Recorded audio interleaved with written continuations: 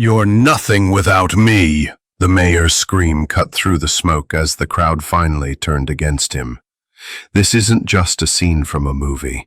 It's the true Wild West spirit in action. Caleb Morton, a cowboy framed for murder, comes back after years on the run to face the man who stole his life and his town. What happens next will leave you breathless. True Wild West Stories invites you to listen. The evening sun lay low over the mesas, washing the land in a copper glow. A wooden sign leaned beside the road, its paint cracked and letters faded, but still legible. "Welcome to Silver Creek." Dust clung to the edges like a shroud. Caleb Morton slowed his old Ford pickup and stared at the sign for a long beat.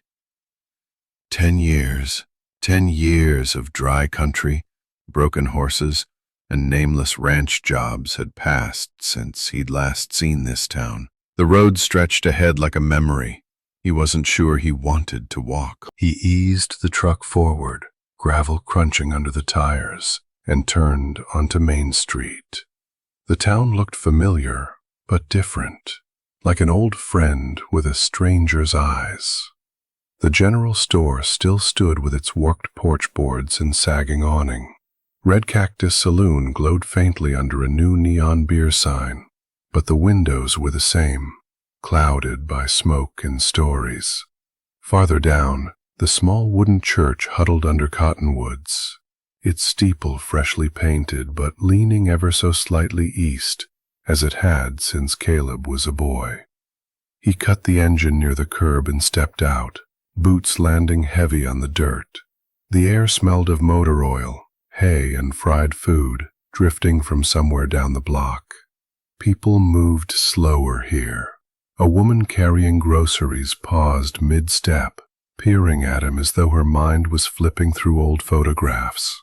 2 men leaned against a truck outside the feed store, speaking low but watching him openly. Small towns remember faces.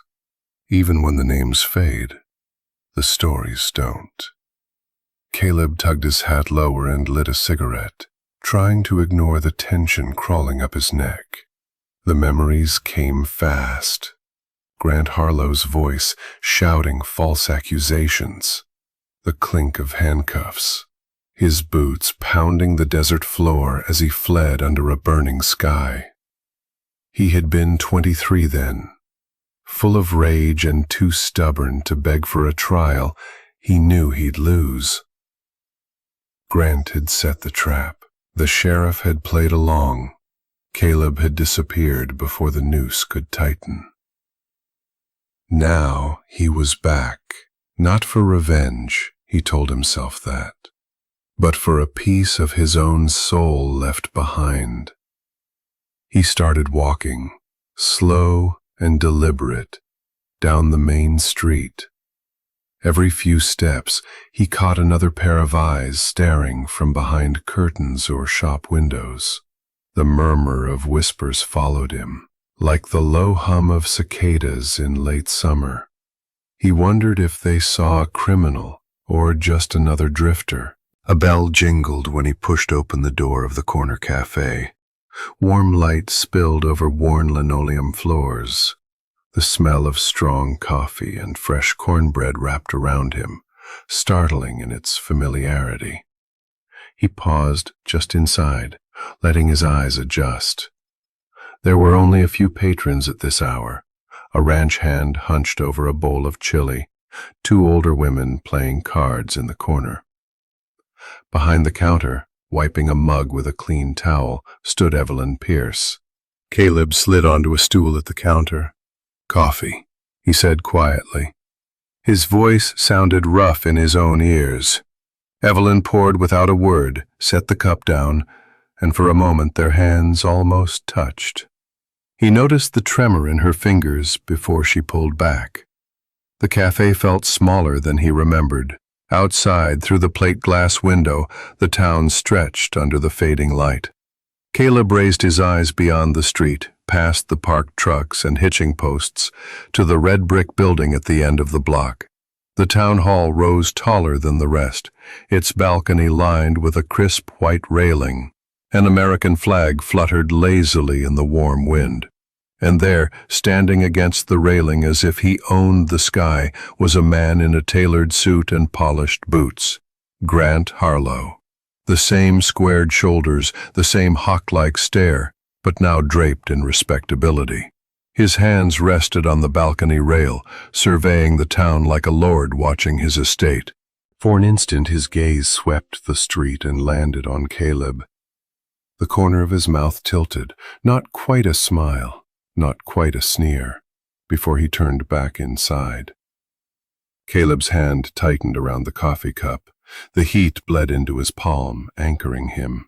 Silver Creek was no longer just a memory. It was a battleground dressed up as a homecoming, and whether he wanted it or not, his past had just stepped out onto the balcony to greet him. Applause rang out across the sun-baked town square, sharp and sudden like gunfire. The crowd, clustered under wide-brimmed hats and squinting against the high noon glare, clapped dutifully as Grant Harlow lowered his hand from the podium. The American flag behind him flapped lazily in the heat. A few children chased each other near the fountain. The rest of the townsfolk stood still, sweat glistening on their brows, some nodding, most silent. Grant smiled wide, teeth perfect and white, the kind of smile polished in front of a mirror and tested on donors. He wore a dark blue suit, pressed and tailored, like it had no business in a place with this much dust. His boots, though spotless, were cowboy cut, a reminder, perhaps, of the man he used to be. But that man, the one with bloodied knuckles and a temper hot enough to torch a barn, was now tucked behind a podium, cloaked in civic language and campaign promises. "Silver Creek's future is in your hands," he declared, voice booming through the portable speaker. "And together, we'll build something lasting, something our children can be proud of." He lifted his hands like a preacher at revival. More applause followed, thinner this time. A few "Amen" murmurs slipped through the crowd, but no one cheered loud enough to be noticed. Caleb stood at the back, half in shadow, beside a rusted water pump. He said nothing, made no move, just watched. Grant's eyes scanned the crowd like a man counting coins. Then he saw him. It lasted only a second, maybe less, but Caleb saw the flicker. Grant's mouth hesitated mid-word, his brow twitching just slightly. Recognition. And then, just as quick, it was gone, replaced by the same smile, wider now, almost too wide. "Folks, the world's changing," Grant continued smoothly, "and Silver Creek won't be left behind. We've got outside investors interested in our land, in our potential. That means jobs, schools, prosperity." The crowd gave polite applause, but Caleb caught the sideways glances. People weren't fools. They might have believed once, but now?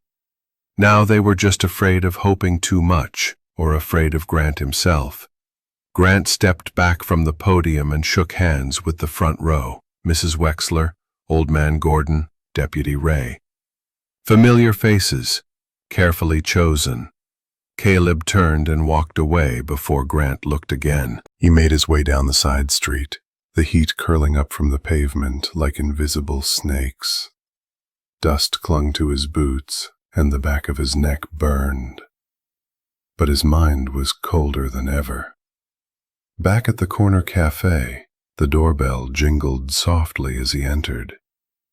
The crowd from the speech hadn't wandered in yet.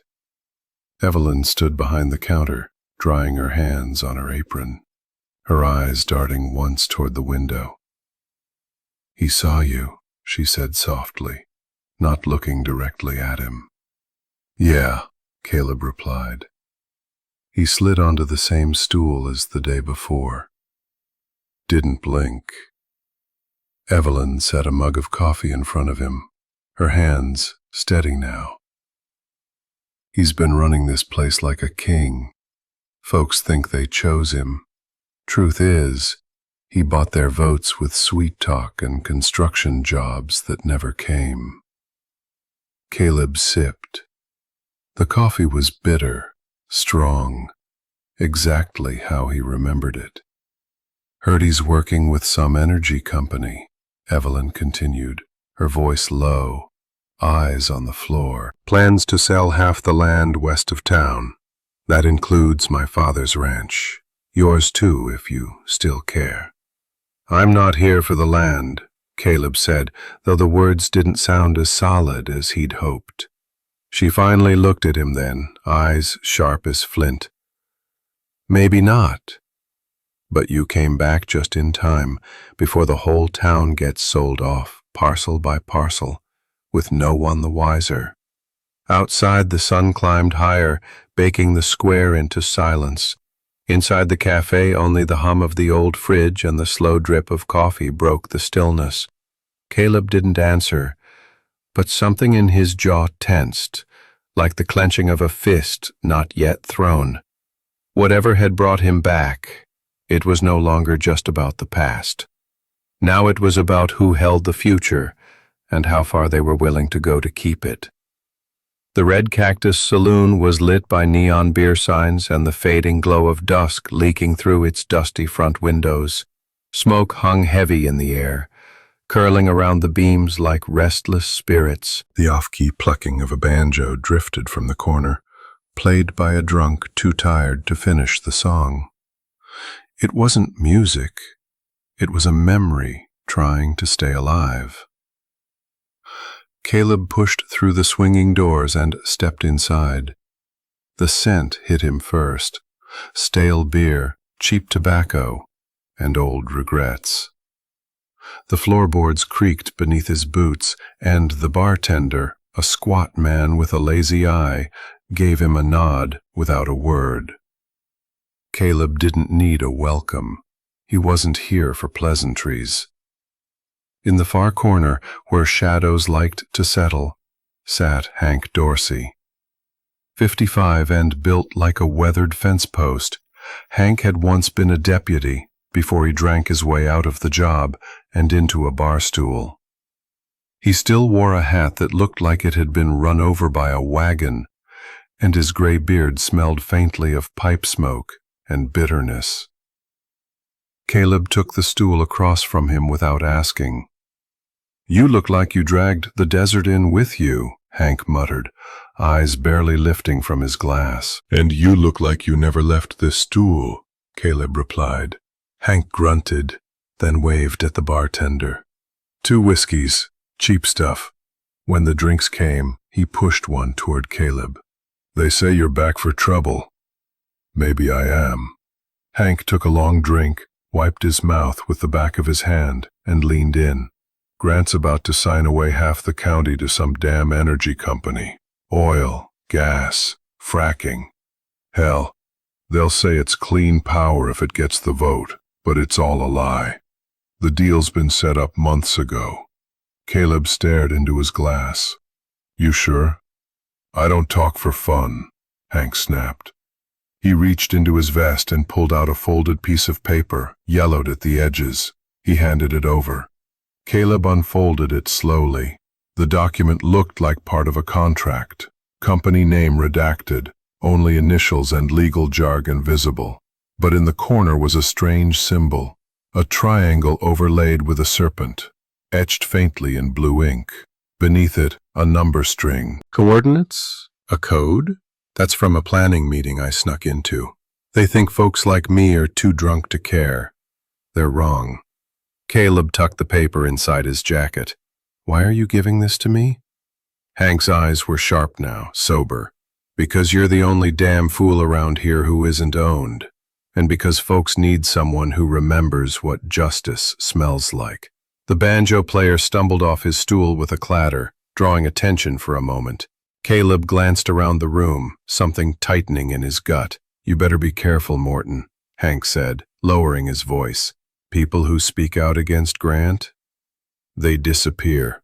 Not just leave town, vanish. Sheriff claims they moved, but nobody ever hears from 'em again.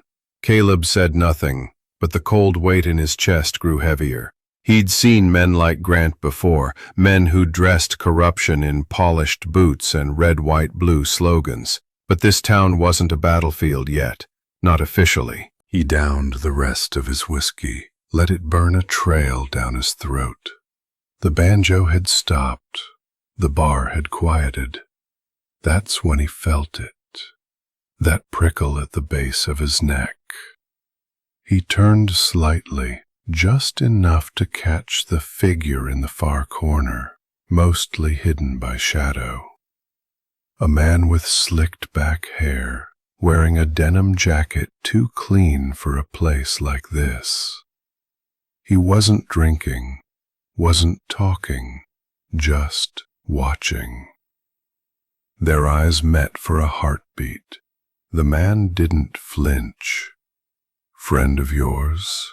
Caleb asked softly. Hank didn't turn to look. "Nope, but I've seen him before. He's new. Showed up the same week the drilling trucks came scouting the ridge." Caleb stood slowly, letting the stool scrape loud against the floor. He didn't take his eyes off the stranger. "Grant's got eyes everywhere now," Hank muttered. "Hell, for all I know, this booth is bugged." Caleb gave the man one last glance, then turned and walked toward the exit. Outside, the desert wind had picked up, blowing dust through the streets like whispers looking for ears. The triangle and serpent, the man in the shadows, Evelyn's warning. This wasn't just about land anymore. It was about control, and someone was willing to bury secrets to keep it. The wind howled like a restless ghost through the slats of the abandoned stable. Wooden beams groaned softly under the weight of years, and the scent of old straw and dried manure still clung to the air like something half alive. Caleb sat with his back against a splintered post, the faint moonlight slipping through broken panels, painting pale stripes across the dirt floor. It was the kind of night that made old wounds ache. He rubbed his temples, the ache behind his eyes growing sharper with each gust of wind. The barn was cold, but the cold didn't bother him. What haunted him was heat, the blistering rage of that night 10 years ago. The night that had burned his name off every decent tongue in Silver Creek. Back then, he and Grant had ridden in the same crew, roughneck boys with nothing but grit and fury in their veins. They drank, they brawled, and sometimes they did dirt for money. Caleb hadn't been proud of that life, but it was the only one that had made sense after the war. Until it stopped making sense. He remembered the blood, bright red on pale sand. The look in Tyler Jennings' eyes as he collapsed to the ground, clutching his gut. Caleb had been there, sure, but he hadn't pulled the trigger. Grant had. It was a setup from the start. Tyler was going to turn witness, spoke too much about Grant's side deals and hush payments. Grant needed a fall guy, and Caleb, with his temper and no family to shield him, was perfect. The sheriff had shown up 5 minutes too late and somehow 5 minutes too soon.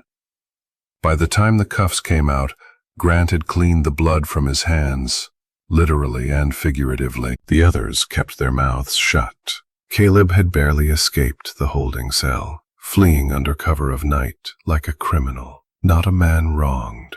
He hadn't stopped running until his boots wore down to nothing. The barn creaked. Caleb tensed. Outside, gravel crunched. He reached for the hunting knife tucked into his boot. Just muscle memory. Then a voice cut through the wind. Low, smooth, laced with venom. "You should have stayed gone." Caleb stood, knife ready, eyes narrowed toward the barn door. A shadow moved across the opening. A man stepped halfway into the moonlight. Lean build, leather jacket, scar across his chin. Caleb remembered him from years ago. Lucas Boyd, one of Grant's dogs. Lucas didn't come closer. He just flicked a match, lit a cigarette, and blew smoke toward the rafters. Grant's willing to be civil, Lucas said. You walk away now. There's no trouble. Civil, Caleb scoffed. Like he was with Tyler? Lucas's smile thinned. That was a long time ago. Caleb took a step forward. Not to me. Silence stretched between them like wire pulled taut. Lucas dropped his cigarette, crushed it under his boot. One last warning, Morton. Folks around here, they like things quiet. You stir mud, you'll drown in it. He turned and vanished into the night, footsteps fading fast. Caleb stood motionless, heart thudding hard against his ribs. His fingers curled into a fist at his side. No more running, no more hiding behind silence or guilt. If Grant wanted him buried, he'd have to earn it. Caleb looked to the moon through a jagged hole in the roof. The wind still moaned, but the fear was gone. He had nothing left to lose, and that made him dangerous. Morning crept over Silver Creek with a quiet stubbornness, brushing the town in pale gold and long blue shadows. The air was still cool, but the smell of something warm and comforting drifted through Main Street, a familiar blend of cornbread and strong black coffee. It came from Evelyn's cafe. Caleb stood outside for a moment, one hand on the door, breathing it in. The aroma wasn't just food. It was memory. It was safe mornings before everything went to hell. He pushed the door open. The bell above jingled softly. Inside, the world felt smaller, softer. Sunlight filtered through checkered curtains. The worn wooden tables gleamed from years of wiping. A radio hummed low in the background, playing an old country tune no one remembered the name of, but everyone knew the words to. On the back wall, a chalkboard still advertised, Evelyn's Peach Cobbler, 50 cents, extra for ice cream. Behind the counter, Evelyn Pierce was pouring coffee with one hand and flipping corn cakes with the other. She wore a faded apron with a sunflower patch stitched on the front, and a look in her eyes that said she'd been expecting him. "You look like you slept in a ditch," she said without turning. "Barn, actually," Caleb muttered, sliding onto the corner stool. "Smelled about the same." She set a steaming mug in front of him. "Still take it black?" "Always." They didn't speak for a while. Caleb watched the dust float in the sunlight. Evelyn poured herself a cup and sat across from him, folding her hands around it. "I never believed it," she said finally. "What they said about you, about Tyler." Caleb's jaw clenched. Didn't matter much. Grant made sure the rest of the town did. She nodded, eyes dark. "He bought the council, one by one. At first it was favors, fixing potholes faster, getting someone's boy into the police academy. Then it became land deals, threats. People just stopped saying no." Caleb stared at the swirling coffee in his cup. "And you?" "I said no." Her smile was bitter. "He shut off my supply line for a week. Health inspector showed up the next day. But I'm still here." "You always were too damn stubborn." "That's why you liked me." Silence stretched between them again, but this time it was comfortable, familiar. Evelyn reached under the counter and pulled out a small iron key. She placed it on the table between them. "The attic apartment above the cafe. You can stay there. It's not much. Creaky stairs, bad plumbing. but it has a clear line of sight to the mayor's office. You can see the whole floor if the blinds are open." Caleb looked up at her. "Why help me now?"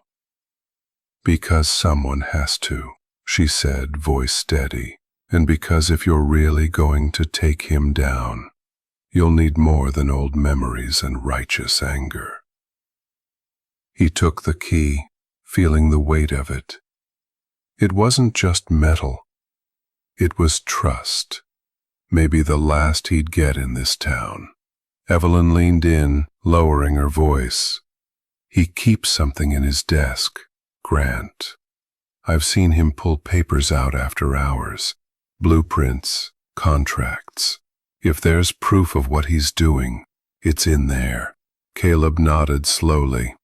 "You're saying I should break in?" "I'm saying," she whispered, "you won't get another shot." Her eyes didn't flinch. He remembered that look. She'd worn it the night she stood between him and a loaded shotgun 10 years ago. He hadn't deserved her then, and maybe he didn't now, but he needed her. He stood, pocketed the key, and looked toward the window where the sun was just starting to light up the mayor's office across the street. "You're not going to talk me out of it?" he asked. Evelyn smirked. "Would it work if I tried?" He gave a faint smile. Not a chance. As he stepped outside, the wind was picking up again, rustling the flags and the flyers stapled to telephone poles. The town looked peaceful, almost serene, but under the surface, something rotten stirred. And Caleb Morton had just decided to dig it out. Tonight he'd break into the office of the man who stole a decade of his life. And for the first time in 10 years, he wasn't running. He was hunting. The church bell tolled 12 times, each chime swallowed by the wind as it swept through the empty streets of Silver Creek. The town lay silent, save for the occasional clink of a loose sign or the creak of a shutter not fully latched. It was a town asleep, except for one man crouched in the shadows of the city hall's east wing. Caleb moved like a shadow himself, blending with the night. He wore black from collar to boot, a dark bandana around his neck, and gloves that muffled every touch. The window on the second floor had a busted lock. Evelyn had told him that much. He tested it gently. The latch gave way with a soft click. Inside, the hallway was darker than ink. Only the faintest strip of moonlight filtered through the high-arched windows, casting bars of silver across the wood-paneled floor. Caleb slipped through, closing the window behind him with surgical care. He paused, letting his eyes adjust. The city hall smelled of lemon cleaner and old secrets. He moved quickly, padding silently down the corridor. He'd memorized the layout from old blueprints and Evelyn's directions. The mayor's office was down the hall, left at the flag display, right past the veterans plaque. Every footstep echoed in his ears, though he barely made a sound. The motion sensor lights buzzed softly above, some flickering on with delayed recognition as he passed. Caleb ducked under them when he could, avoiding the ghostly pools of white they cast. He reached the office door, brass plate, Mayor Grant Harlow, locked. Of course. He pulled a tension wrench from his back pocket, slid it into the keyhole, and worked a pick with steady fingers. 1 tumbler, 2, 3, click. He opened the door just wide enough to slip through, then shut it behind him. Inside, the office looked more like a banker's lair than a public servant's chamber. Mahogany shelves, thick rugs, polished leather chairs. A portrait of Grant himself hung behind the desk, all too pleased with its own existence. Caleb went straight to the file cabinet.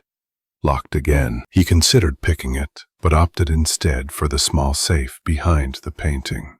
A cliché move, but Grant was nothing if not predictable. He pulled the portrait slightly askew. The safe blinked with a keypad. Damn. But then he remembered Evelyn's words. Grant uses the same codes for everything. His kid's birthday.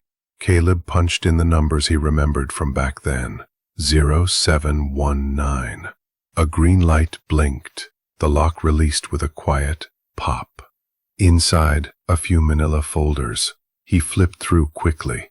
One marked Energy Co. Preliminary Agreement.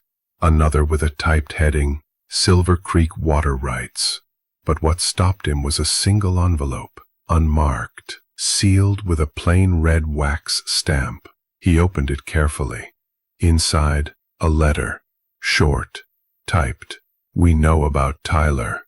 You think you bought our silence, but this town bleeds because of you, and blood always leaves a trail. -S quote. Caleb's heart pounded. Someone else knew. Someone inside. Then, clink. He froze. From the hallway, a faint noise. Metal on metal. The soft tinkle of a wind chime. No, a set of keys brushing a belt. Footsteps. A flashlight beam cut across the crack at the bottom of the door. Caleb snatched the documents, stuffed them into his coat, and scanned for an exit. The window. He sprinted across the room, unlocked it, shoved it open, and climbed out just as the doorknob turned behind him. The night air hit him like a slap. He landed hard on the roof below, a shallow slope of old tiles. One gave way beneath his boot. He slipped, caught himself, then slid down the tiles and dropped to the ground, landing in a roll. He lay still for a breath, ears tuned to shouting. None came. Then he moved, slipping into the narrow alley behind the building. That's when he saw him. A man stood at the other end of the alley, not tall but broad, hat low, coat loose. In his hand, unmistakable even in the dim light, a gun. You've got something that doesn't belong to you, the man said, voice low, calm. Caleb didn't answer. His eyes flicked to the side, one trash bin, a stack of crates, no clear path. The man took a step forward. We can do this easy. But Caleb had never done things the easy way. His muscles tensed, ready to move, and the alley held its breath. The gunshot cracked like lightning in the stillness of the night. Caleb didn't look back. Dust exploded beneath his boots as he tore down the alley, the echo of the shot bouncing off brick walls. Behind him, the man with the gun gave chase, boots slapping hard against concrete. Caleb's heart pounded not from fear, but from the clarity that came when death was just 2 steps behind. He darted left, vaulting a rusted fence, then scaled the side of Red Cactus Saloon like a man who knew every foothold. Years ago he used to sneak up there to smoke and watch storms roll in. Now he climbed like a ghost, returning to his past. He reached the rooftop, lungs burning, knees aching. Below, the glow of neon spilled from the saloon sign. Cold beer, hot music. The streets were nearly empty, but not dead. A few windows cracked open, faces peering out, then pulling back, just as quick.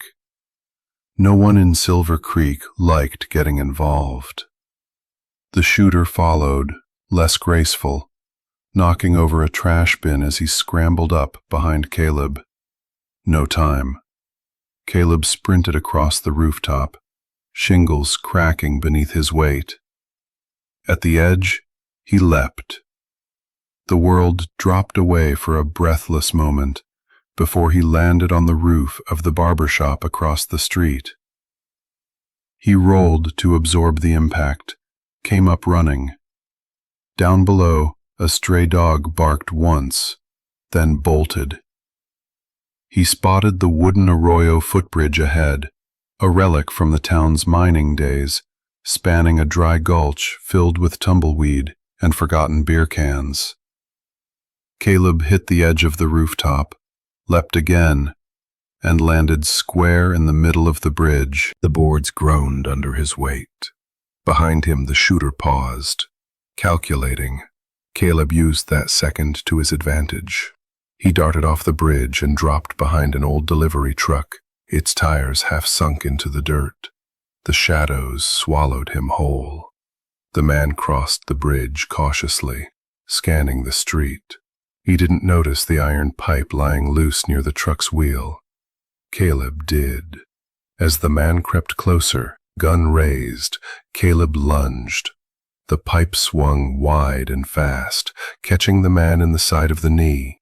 He dropped with a grunt, firing wildly into the air. Caleb didn't hesitate. He kicked the gun away, grabbed the man by his collar and slammed him against the truck bed. "Who sent you?" he hissed. The man coughed blood, smirked. "Ain't you figured it out yet? He owns this place." Caleb dropped him, breathing hard. Sirens hadn't come. No deputy, no nosy neighbor, just silence. That was the sound of a town under someone's thumb. He took the man's wallet, empty, and his phone, locked, worthless. As he stepped back into the street, the wind kicked up loose dirt in little spirals. A new pair of boots echoed on the pavement. Caleb turned. At the far end of Main Street, under the sickly yellow light of a broken street lamp, stood Grant Harlow. Hat low, hands in his coat pockets, smile like a poker player holding all the cards. "Evening, Caleb," Grant said casually, voice carrying like it owned the silence. "Hell of a way to announce you're back." Caleb didn't speak, his fists clenched, body taut. Grant took a slow step forward. "This town, it belongs to me now. You walk its streets, breathe its air. You do it on my terms." The tension crackled like dry brush before a fire. Caleb met his gaze, unflinching. "This ain't over," Grant added, his voice like velvet over a knife. "You're just a ghost. And ghosts don't scare men like me." He turned and walked back into the night. Caleb stayed frozen for a moment, watching the shadows swallow his enemy whole. He wasn't afraid, but Silver Creek had just made it clear. It wasn't his home anymore. Not yet. The morning bell rang out across Silver Creek, long and slow, echoing over rooftops and through dusty windows. Its tone wasn't urgent, but it carried weight, as if the sound itself remembered older, more righteous times. Caleb stood just outside the old wooden church, the warm sunlight glinting off the stained glass windows. Colors of red, blue, and gold danced on the worn porch like fragments of a long-lost promise. He hesitated a moment before pushing the door open. Inside, the pews creaked with age. The air held the scent of old pine and melted candle wax. At the far end, beneath a modest wooden cross, stood Pastor Franklin Cole, tall, thin, and draped in a worn black coat that had seen too many winters. "Didn't think I'd see you back here," Pastor Cole said, without turning around. "I didn't think I'd come back," Caleb replied, his voice gravelly worn by desert winds and harder years. The pastor turned, eyes pale but sharp. "The Lord doesn't forget, son, even if Silver Creek tried to." They sat in the second pew, the sun casting light through the stained glass onto the cracked floorboards. Caleb spoke first, slow at first, then with rising weight. About the night, Grant framed him. The lies, the chase, the exile. He told it all, not with bitterness, but with the tired conviction of a man who had carried silence too long. Cole listened, folding his hands, his jaw tightening with every sentence. When Caleb finished, the silence that followed was louder than any sermon. "I knew," the pastor said finally, barely above a whisper. Caleb turned sharply. I didn't know it all, Cole continued, but I saw Grant, one night, exchanging envelopes in the back of the chapel. I told myself it wasn't my place, that I was just a man of God. But I was a coward, Caleb. I let a snake coil around this town, while I prayed it would slither away. He looked down at his hands, weathered and trembling slightly. People still come here on Sundays, asking for hope. I've been handing out empty words. Caleb said nothing. He didn't have to. The pastor placed a firm hand on Caleb's shoulder. His grip wasn't strong, but it was steady. "It's time I speak," he said. "I've feared Grant for too long, but no more. This town deserves truth." Just then the church doors rattled, a sharp knock, followed by another, faster, louder. Caleb and Cole exchanged glances before the pastor rose and opened the door. A woman stood there, breathless, her gray hair tied in a tight bun, hands gripping a folded piece of paper. "Pastor," she said quickly, eyes flicking to Caleb and back. "I didn't know who else to come to. I found this, behind the post office. It's about the water rights deal. They're selling the reservoir, quietly. My brother works in the county records office. He says the paperwork's being rushed." She handed the document over. Cole took it with both hands, brows furrowing as he scanned the first few lines. "God help us," he muttered. Caleb leaned in. The document bore the letterhead of a private utility corporation from out of state. Dry, cold legal terms outlining a massive transfer of water rights. Grant's name appeared twice. "This is what he's been hiding," Caleb said, voice low. "No," Cole replied, straightening up, his eyes clear for the first time in years. "This is what we're going to stop." The morning sun poured through the window, and for a brief moment the church didn't feel forgotten anymore. It felt like the start of a reckoning. The morning sun rose over Silver Creek with a deceptive warmth, casting golden light on the dusty street and the makeshift market that came alive every Thursday. Pickup trucks lined the edges of the square, tailgates open, their beds filled with tomatoes, sweet corn, and baskets of pecans. Folder tables held jars of honey and patchwork quilts, while a battered speaker somewhere played a soft country tune that tried to cut through the thickening tension in the air. But beneath the friendly bartering and neighborly greetings, something darker stirred. "They say the water's being sold out from under us," whispered a gray-haired woman to the butcher. "My niece heard it straight from the clerk at City Hall." "And to some out-of-town energy folks," another added, glancing around before lowering his voice. "Grant's behind it." Always was. Caleb moved through the crowd, eyes alert, face unreadable. Evelyn walked a few paces behind, her apron still dusted with flour, but her hands clenched at her sides. "People are scared," she murmured, "and scared folks either hide or lash out." A sudden cry cut through the chatter. By the vegetable stand, a young mother, Maria Gutierrez, was sobbing, her two kids clinging to her legs. "They're forcing us to sell," she shouted, waving a paper in the air. "Said they'd shut off our well if we don't sign. My father built that farm with his bare hands." Some in the crowd looked away. Others stepped forward, unsure, angry, hearts aching but hesitant. Caleb took a step, fists tightening at the sight, but Evelyn caught his arm. "Not yet," she said firmly. "Not in the middle of the market. You'll give in the stage."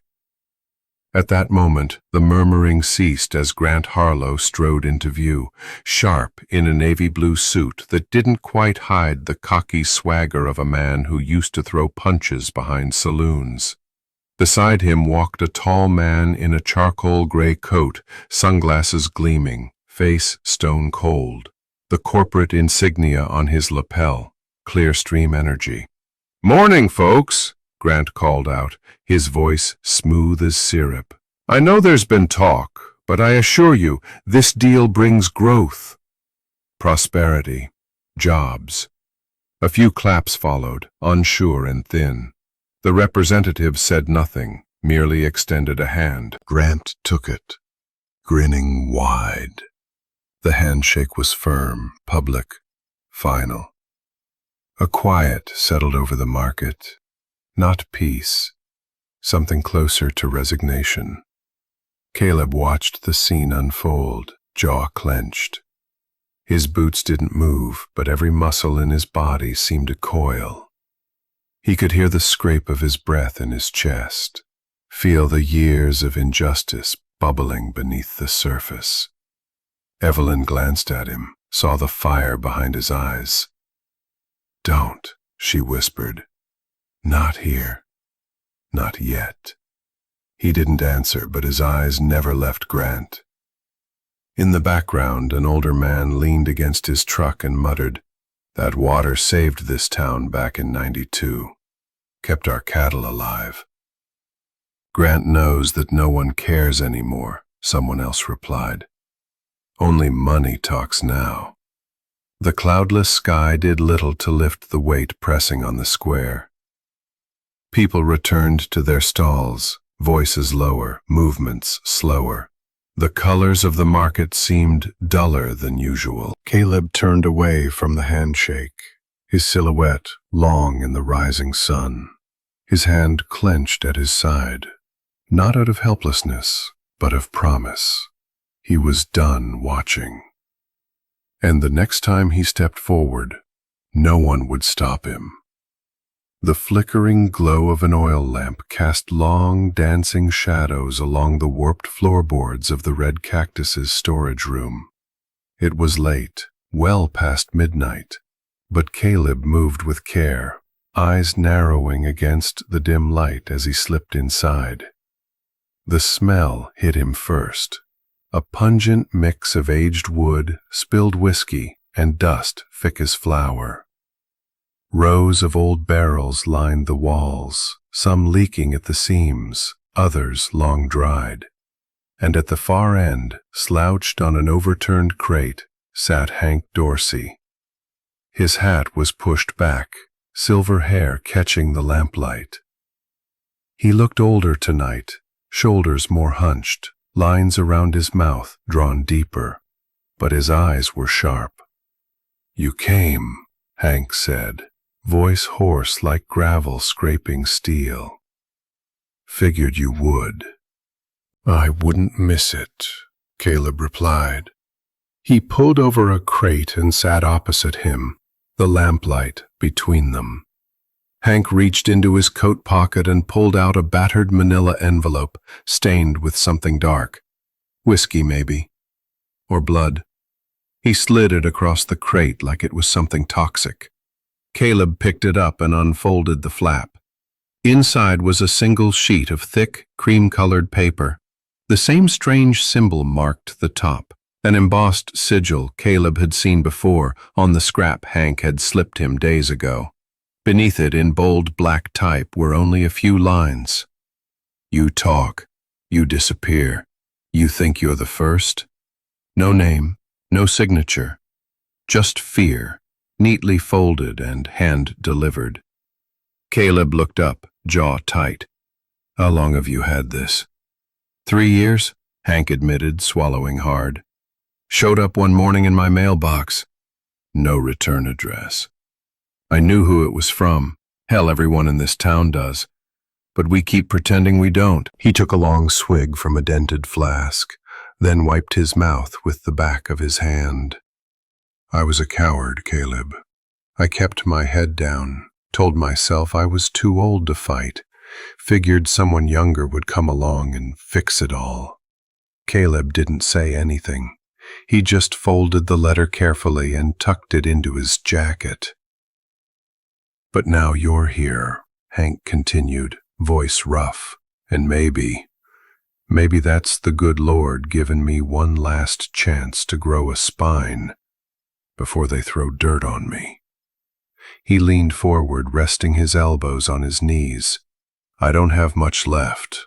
A bum hip, a beat-up truck. But if you stand, I stand with you. For a long second, neither man moved. The silence between them wasn't empty. It was heavy with regret, with years of shame, and something older than both. Resolve. Caleb nodded once, slow and steady. Then we stand. A floorboard creaked outside the storeroom door. Both men froze. Hank snatched the lamp and doused it with a practiced hand. Darkness swallowed them, and in that quiet, their ears strained. A soft shuffle, another creak. Caleb edged toward the doorway, heart pounding. The old hinges groaned as he pushed the door open a sliver. A figure darted away into the shadows, tall, thin, too quick to see clearly. The back door slammed shut. Someone was listening, Hank growled. You think it was one of his men? Maybe, Caleb replied, stepping back inside. But whoever it was, they know we're not hiding anymore. The storage room felt colder now, emptier somehow. But the flame that had flickered between them, though extinguished, left heat in its place. Something was building, and this time they wouldn't face it alone. Fireworks bloomed across the night sky above Silver Creek, their fiery bursts reflecting in the windows of the town's shops and homes. Reds and golds shimmered, painting the plaza in celebration. Children laughed and chased each other between hay bales, while the rich scent of barbecued brisket and smoked sausages drifted through the warm air. The town square was alive. A country band played upbeat tunes on a small wooden stage, fiddles sharp and voices twanging with that familiar southern joy.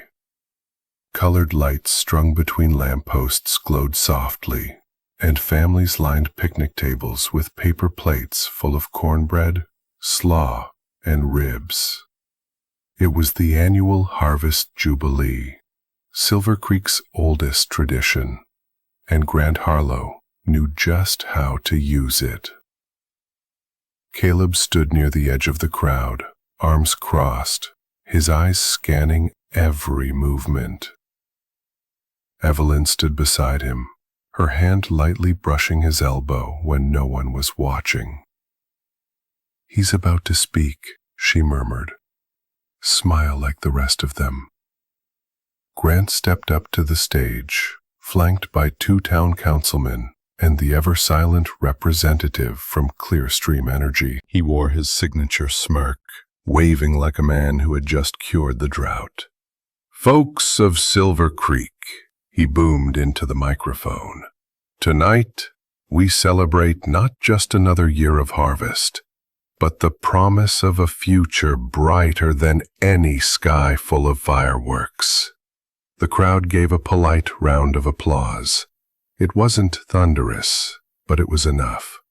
People were tired, uncertain, hungry for hope, even if it came from a poisoned well.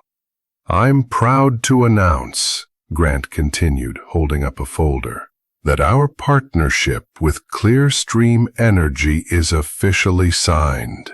This deal brings modern infrastructure, outside investment, and security for generations to come. The band struck up a triumphant tune as Grant handed the folder to the representative for a ceremonial shake.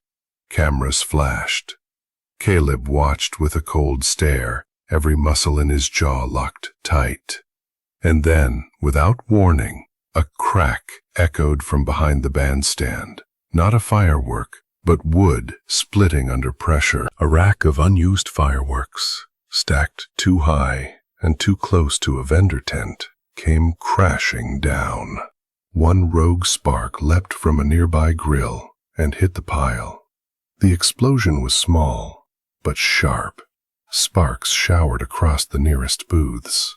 Screams rose as one firework shot sideways, igniting a bale of hay near the cotton candy cart. "Caleb!" Evelyn screamed. Caleb ducked instinctively just as a firework rocketed over his shoulder and exploded against a tree. Flames licked at a vendor's awning. Chaos erupted. People ran in every direction. The band stopped cold. Smoke filled the square, and someone started shouting for water. In the confusion, a vendor's cart tipped, sending jars of pickles smashing to the ground. Caleb was already moving, pulling a screaming child out from beneath a collapsing banner, then helping an old man stumble away from the flames. He caught his breath near the fountain, blinking through the haze, and saw him. A man in a dark vest, clean-shaven, eyes sharp, one of Grant's known lackeys. Not running, not panicked, walking away, calm, disappearing into the smoke like a man clocking out of work. Caleb narrowed his eyes. "That wasn't an accident," he muttered. Evelyn appeared at his side, eyes wide, dress smudged with ash. "You okay?" He nodded once, watching the crowd scatter. Fire crews were arriving late, hoses sputtering, volunteers shouting over the din. "It was staged," Caleb said. Grant wanted noise. Confusion, just enough to scare. But someone wanted me dead in that chaos. "You sure?" He didn't answer. He didn't need to. Above them, the last firework burst into 1,000 blue sparks, too bright, too loud, too false. And beneath that hollow beauty, a silent war was building. The desert at night held a silence that no town ever could. Far beyond the lights of Silver Creek, beneath a stretch of black sky littered with stars, Caleb and Evelyn sat beside a small fire, its flames licking upward in soft orange waves.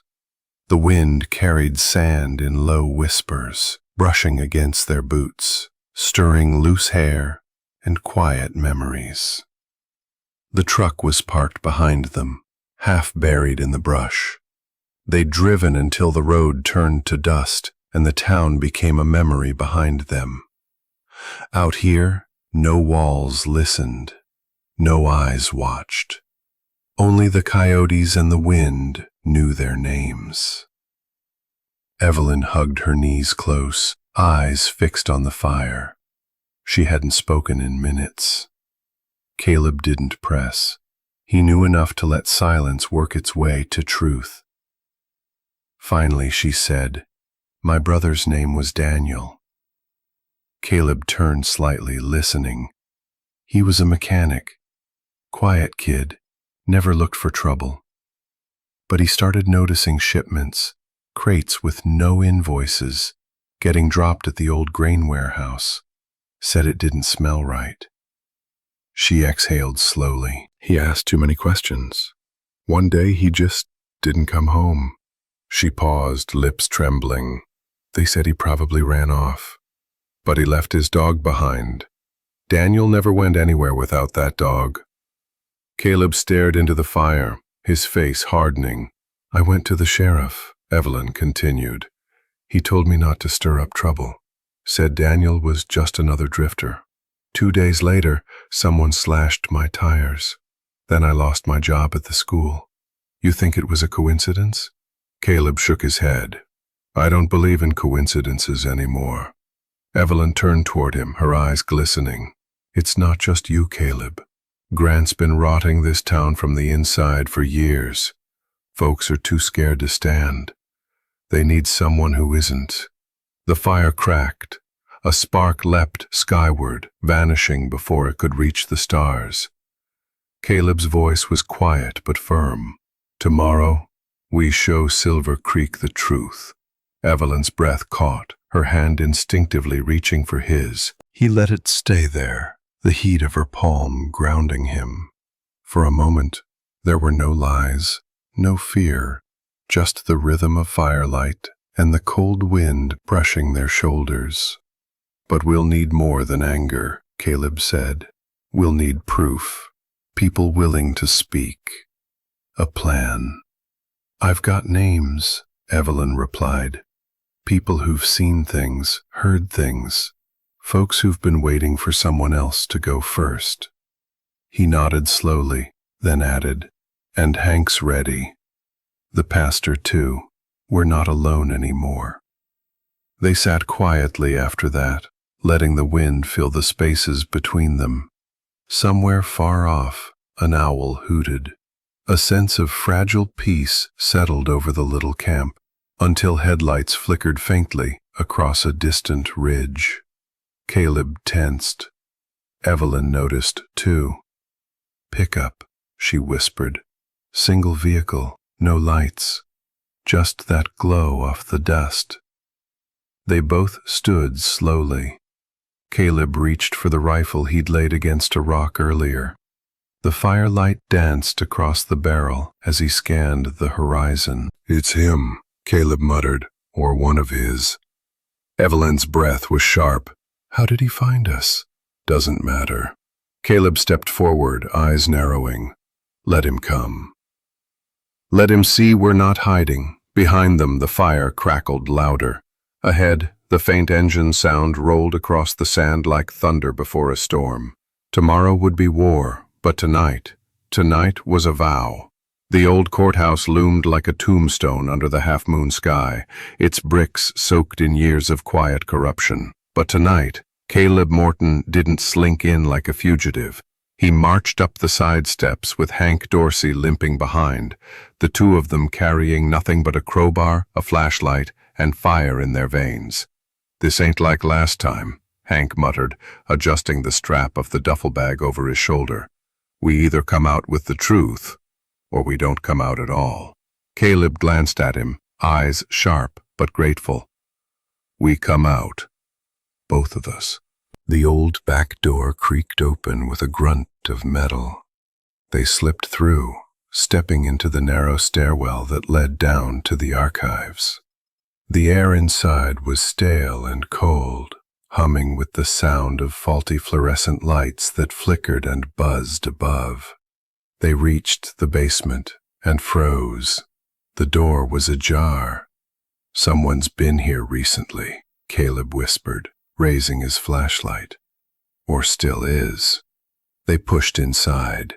Rows of dusty filing cabinets stretched across the concrete floor like tombs, labeled with years and department names.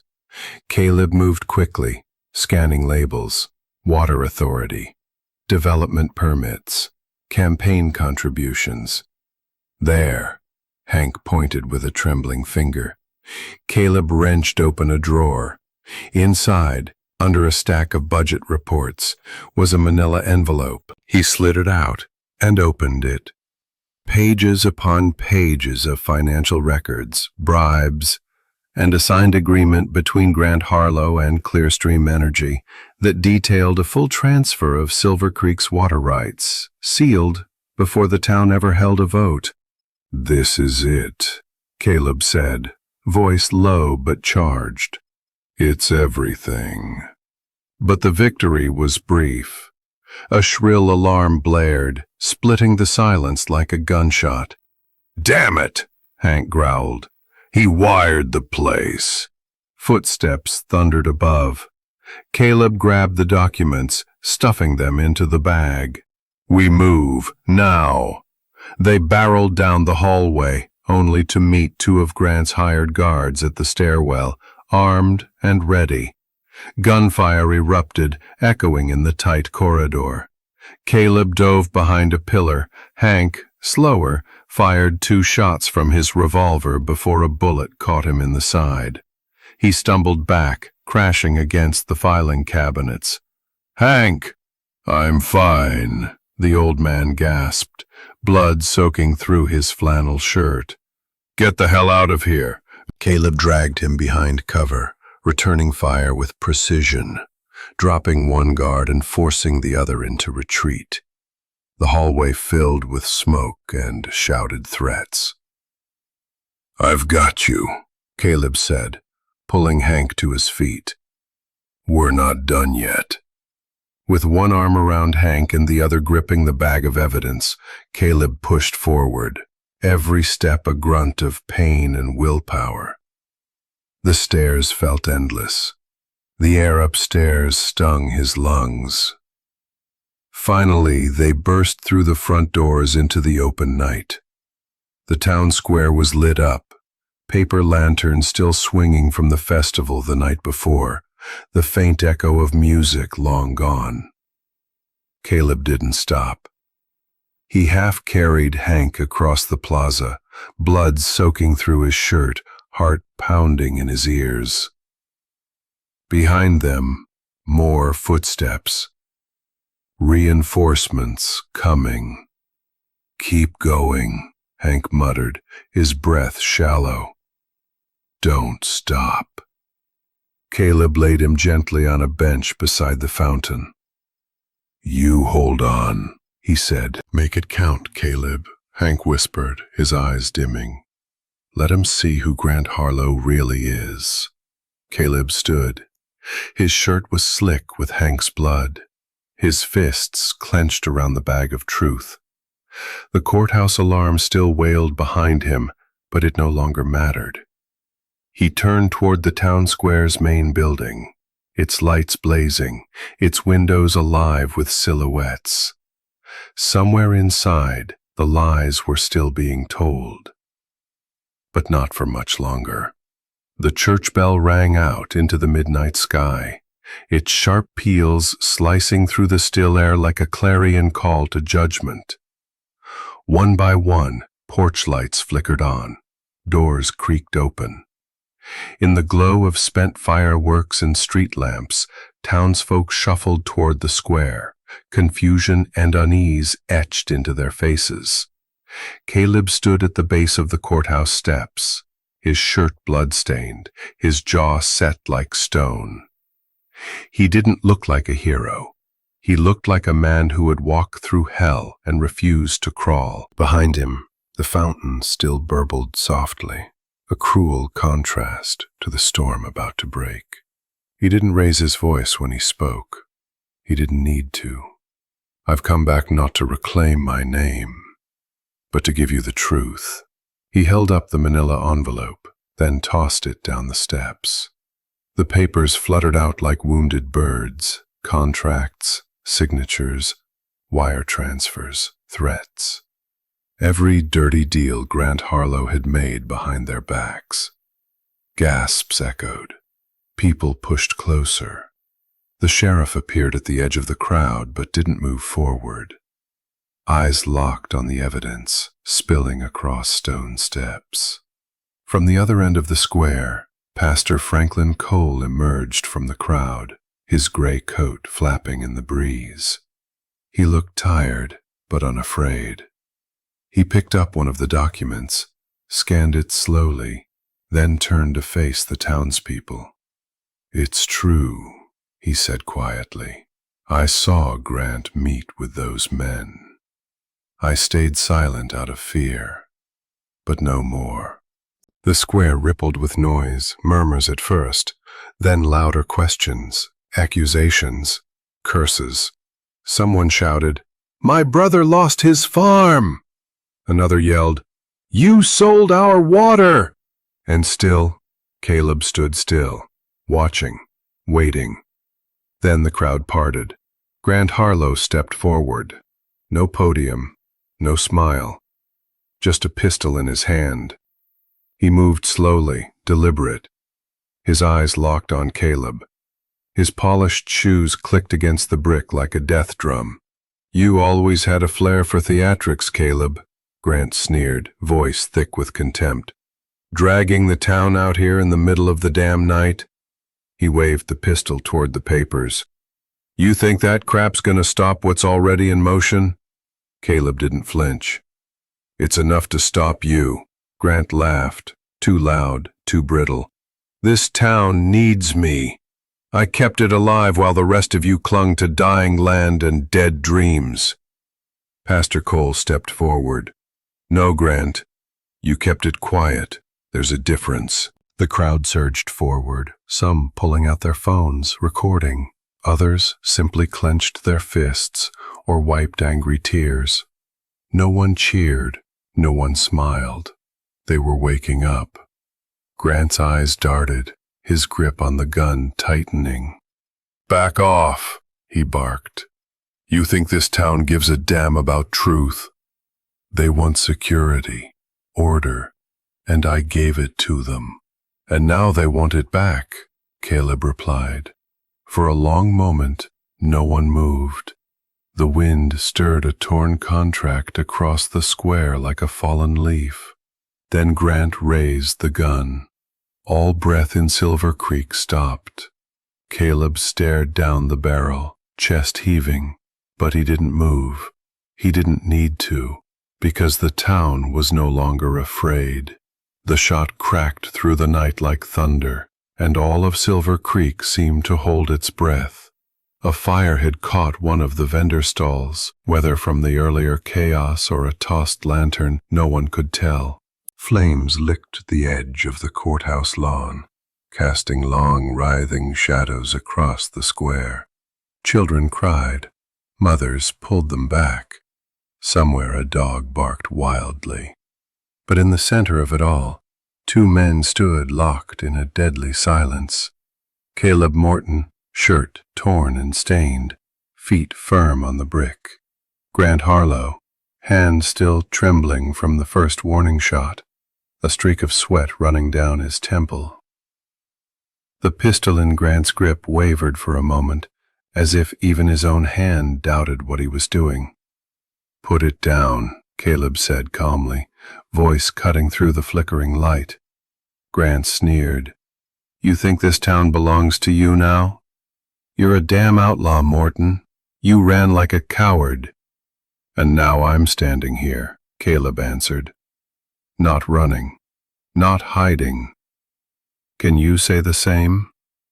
The crowd was forming a loose circle around them now, hesitant but no longer afraid. Evelyn stood just behind Caleb, jaw clenched, eyes locked on Grant. Hank, with his arm wrapped in a bloody cloth, leaned against the church fence, whispering prayers under his breath. Pastor Cole stepped forward. "This ends tonight, gentlemen." But Grant wasn't listening. Another shot rang out, this one aimed true. Caleb dove behind a bench, rolled, and fired back. The bullet shattered a lantern near Grant, sending sparks into the air. Screams erupted, people ducked, the fire roared louder. Grant charged forward, gun raised, eyes wild. Caleb met him halfway. 2 shots, one missed, one didn't. Grant screamed as the bullet tore through his right arm. The gun tumbled from his grasp, clattering across the square. He dropped to his knees, clutching the wound. For a moment it was quiet again, just the crackle of fire and the heavy panting of 2 men who had once ridden the same trails and now stood as enemies. Then someone yelled, "Now! Grab him!" Several townspeople surged forward, men who had once nodded politely at Grant, who had once shaken his hand. Now they wrestled him to the ground, tying his wrists with an old horse bridle. Grant thrashed, furious. "You fools! You think he's going to save you? Without me, this town would have dried up and blown away. You nearly sold us out," someone snapped. "You lied to us," another shouted. Grant's voice broke, but his pride wouldn't. "I built this town. You're nothing without me." Caleb stood over him, gun lowered but ready. "Then maybe it's time we find out who we are without you." The flames reflected in Caleb's eyes, not with rage, but something deeper, resolve, pain, yes, but also a strange kind of peace. The burden of silence, the weight of being wronged, had lifted. Evelyn stepped to his side, brushing soot from his shoulder. Her hand found his, and neither of them looked away.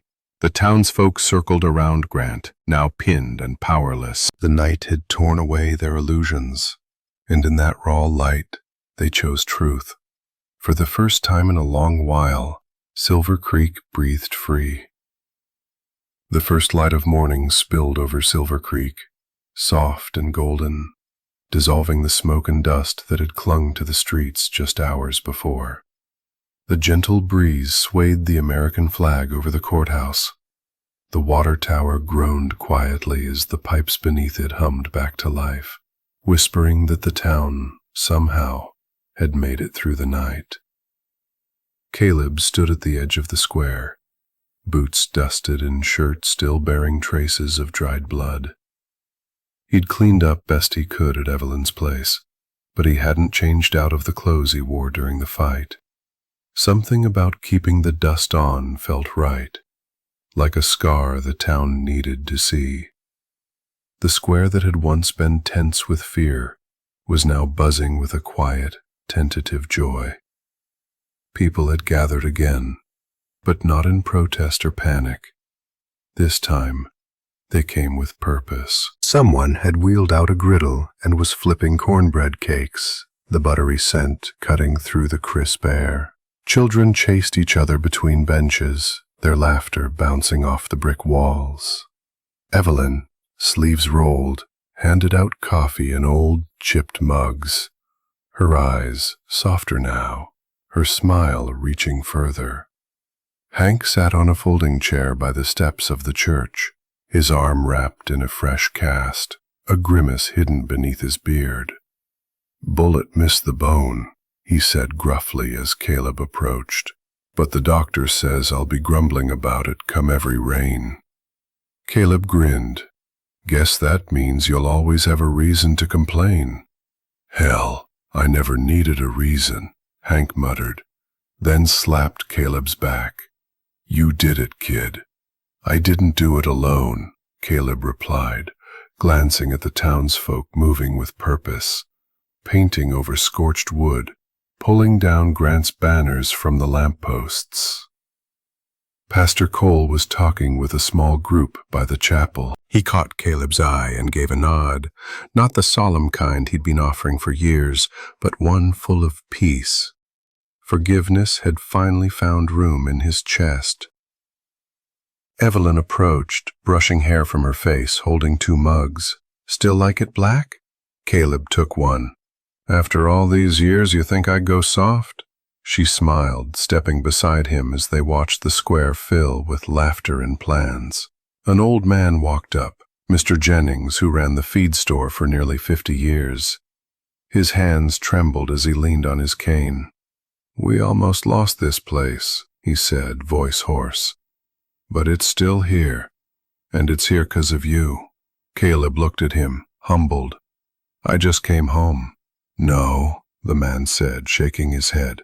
"You stood when the rest of us forgot how." "That matters." Caleb didn't respond. He just smiled, one corner of his mouth lifting the way it used to before life got so heavy. Around him, the town moved forward, not forgetting the past, but no longer held hostage by it. He turned his gaze toward the fields beyond the ridge, where the horizon shimmered under the morning sun. The wind shifted slightly, carrying the scent of wild sage and promise. For the first time in a long time, Caleb Morton felt still inside. Not because everything was fixed, not because the fight was done, but because Silver Creek had remembered who it was, and maybe, just maybe, so had he. Sometimes justice doesn't come riding in with flashing lights or quick applause. Sometimes it's a dusty road, a quiet stand, and a man willing to risk everything just to set things right. Caleb Morton's fight wasn't just about clearing his own name. It was about giving a voice back to a town that had forgotten how to speak. In our own lives, how many times do we stay silent out of fear or convenience? This story reminds us that courage isn't about being fearless. It's about stepping forward even when your hands shake. When truth stands tall, even the mightiest lies crumble like dust. If this story made you think, drop a 1 in the comments. Which state are you watching from? Share your thoughts below. And if you enjoy true tales from the Wild West, don't forget to subscribe to True Wild West Stories so you won't miss the next ride.